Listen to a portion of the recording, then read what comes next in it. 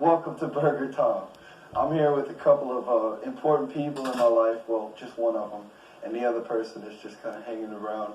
But here we are. We're going to have a show called Burger Time. It's going to be a reality public access show, and it's going to be about a struggling musician who goes through trials and tribulations throughout his time in L.A., coming from a smaller town, trying to make it as a star. But today's guest is my mother, and we're going to have a little speech with her. And here she is, Darlene Berger, everybody. Yes, come on, give it up, John Connor. So, how was your flight coming into L.A. from New Orleans today? It was a long one. Very long. And are your arms tired? No, my legs are. Okay, and what happened to the FEMA trailer that you got in front of the house here? You said you're staying in a trailer. Yeah, I finally got one. It took me 5 months. All right. So I got to move upscale. I got out of a tent and I'm in a trailer with a bed, a real bed. And what do you think about the actual process of the trailer in the house? When is the transformation from you going from the trailer to the house now? It took a long while. I got sick. I was in the hospital 3 times from the mold in it, trying to stay around it. So I think that's what kind of rushed my process to get mine in 5 months instead of waiting a year, I think. But now you're it's good. Nice. It's now nice. You're good. Yeah, I'm breathing a little better.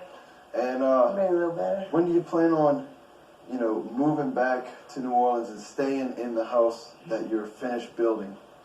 You're rebuilding the inside of it.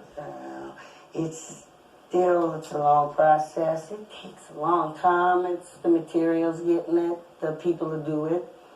And if you can get the people, you have to wait on the materials, and then that kind of messes up what they call a slot for you to be in, because they work in slots, so they call it whatever a slot is. But I just have to be patient, because when I think of me and I think of everybody else, I'm kind of one of the lucky ones, because my house was kind of still up. A lot of people have nothing, and it's just ground and mud. They have nothing, not even a piece of their life, what it was. All I have is memories, and it's sad. And so I'm a lucky one. And now can you tell me a little bit about your son? I can tell you a lot. I know the juicy, or just the regular. The deep secret. Welcome to Burger Time. Give me the juicy. I want the juicy triple stack Mama Jama. Do it. Tell me about me. Tell you about you? Yeah. There ain't nothing to say about you. I don't know what to say about you. Exactly what I thought too. I'm speechless. Why did you send me to L.A. with a pocket of money? Because it was far away from me, and I thought that'd be a good spot. It's far. He can't come around the corner and get me. Now I go. It took how long? For a week for you to get here? That's a long ways. I was all right. Yes. I was all right. Okay, now, tell me the specific reason why you want me here in L.A. I want you here in L.A. because 10 years I've been watching you struggle where we live. I never know it's the music capital of the world. Oh, music's born there. It's hard for a struggling musician down there because it's a dog-eat-dog world, so to speak, in New Orleans. At least over here, you're fresh over here, and there's new places, and I call it acceptance from where you're at. It's to be accepted into the business. You don't just fit in, you have to be accepted. It's hard. It's a struggle, and I watched you for 10 years. Been with you. Still with you. You are my mom. I mean, I love you, Mom. Come give me I love you too, baby. Okay, let's give John Connor a shout out here. John, we'd like to see, what do you think about Katrina and everything that's going on? I love bitch for oh God, Katrina.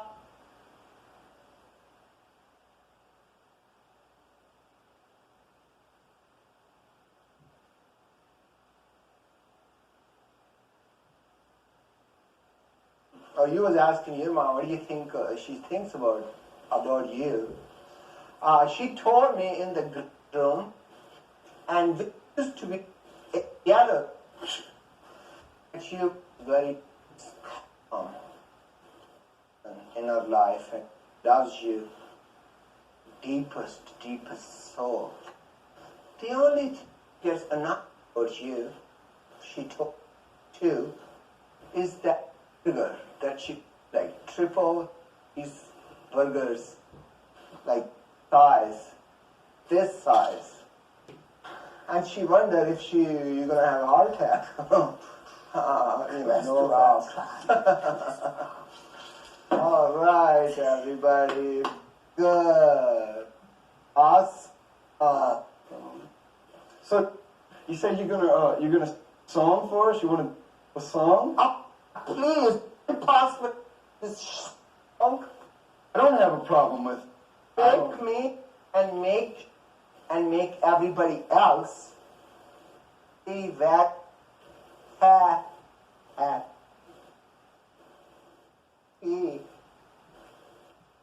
Oh, you the next American Idol is.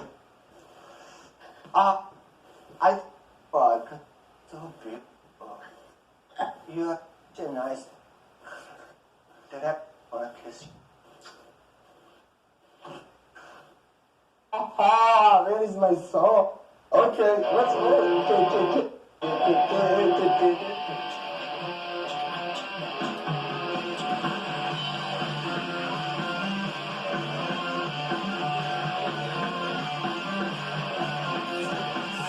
All my life I have been yearning on it, feeling funny. I'm trying to hold you down. Keep my life from turning around. Say that I wouldn't make it, not gonna take it. I'm gonna shake it up on my own. Ain't losing, not gonna break it, not gonna take it. I'm gonna make it on my own. I'm like that. Trying to get to a higher place where the lies were all erased. Wanna live in the clouds above. There's nothing better than feeling the love. Say that I wouldn't make it, not gonna take it. I'm gonna shake. Ain't losing, not gonna break it, not gonna take it. I'm gonna make it on my own.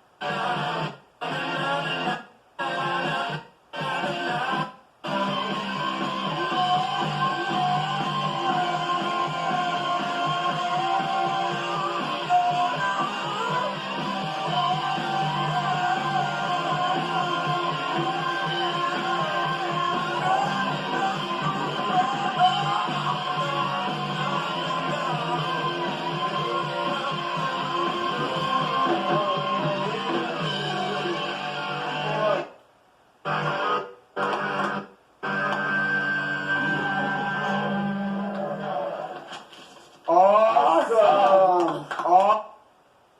John, I've got for being a guest on Burger Time. Awesome. Why don't you come over and grab it and show everyone exactly what kind of special gift today? It reminds me of you. It's a beautiful. Ladies and gentlemen, I got a gift. Michael Colbert.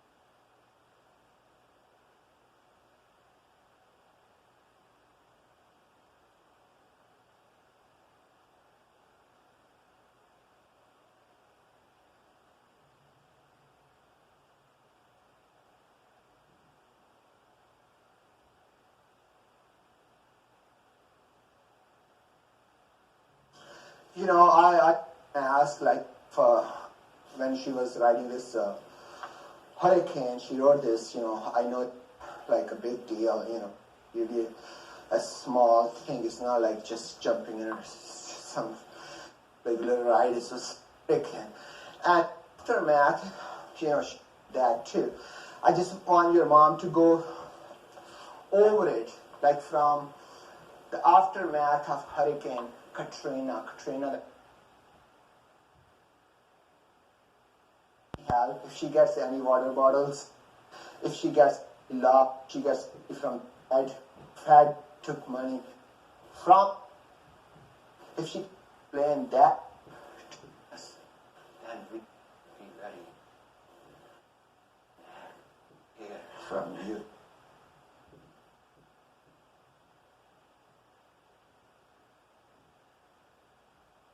It was within 3 days with all the stuff before we got out. We could helicopters over. We didn't know what was because you was off from everything. Did get out. You just start riding around and then see people go certain direction. Knew where water or food was. Would tell you go. Days. I think we were in. If it wouldn't the military coming, the Maureen, some more arms and stuff.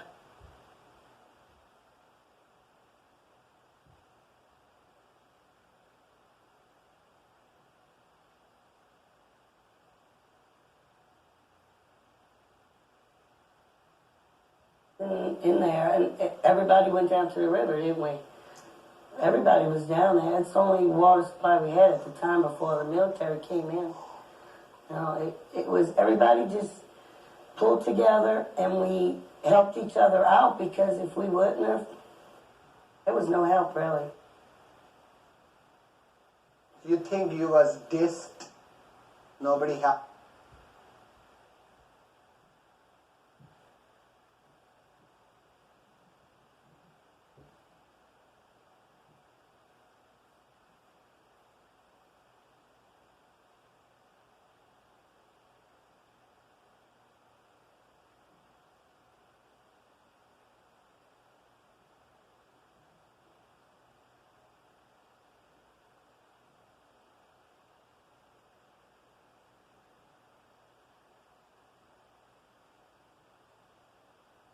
All these people that flock to the areas around. It's so overcrowded and there's no places for people to live and everybody's just, if you want to go to the store, the store used to take you 15 minutes to get to. Now it'll take you over an hour just to get there. With the traffic and the people, it's like stepping on an ant pile and everybody coming out at once. You can't go nowhere. You guys don't have neighbors? You just have to have a lot of patience, which you have to. There's no getting nowhere fast and not getting anything sooner than anybody else. And I've also patience. heard that the services at all the gas stations, restaurants, and stores are very bad because nobody wants to work either, Exactly. you The few that are open, they cannot operate their usual hours. What I mean usual is what we call normal before the storm. But they don't have the people that want to work because I'm assuming the people that don't want to work are getting unemployment and got money from the government for help.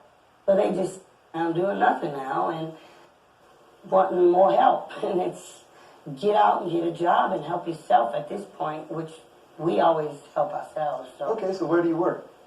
I work at the house right now. I work at my house. I retired from grooming animals over 20 years, and I'm working on the house right now, and that's a full-time job, and right now I had to take a break because it's very stressful. Materials I'm still waiting on, and it's going to be another month and a half possible.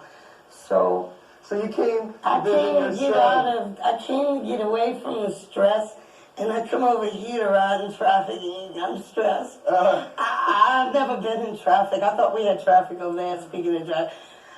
I've never been in traffic before, evidently. I thought I was upscale and in a big city down there, but I think I'm a redneck, was considered from over here, because this is a big city. I'm in a little one. Now, how's the traffic different from where you're coming from and where you are now?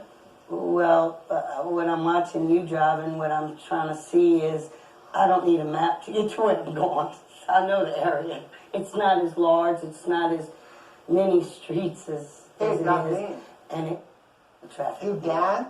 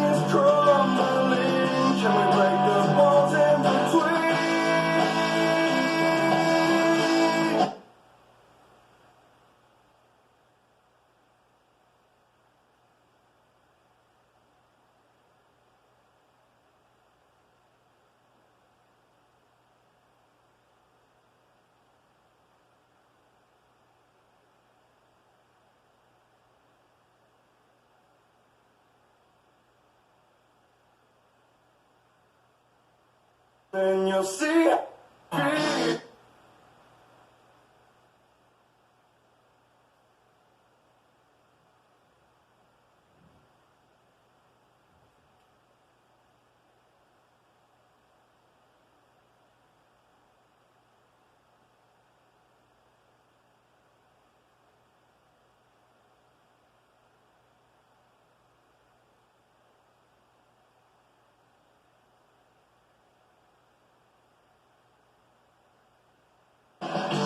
Look again.